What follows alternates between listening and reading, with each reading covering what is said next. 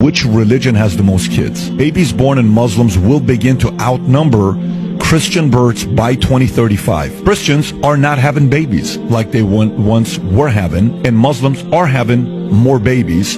The difference between Muslims and Christians is what? The other day, this what's his name, the football player who wore that jacket at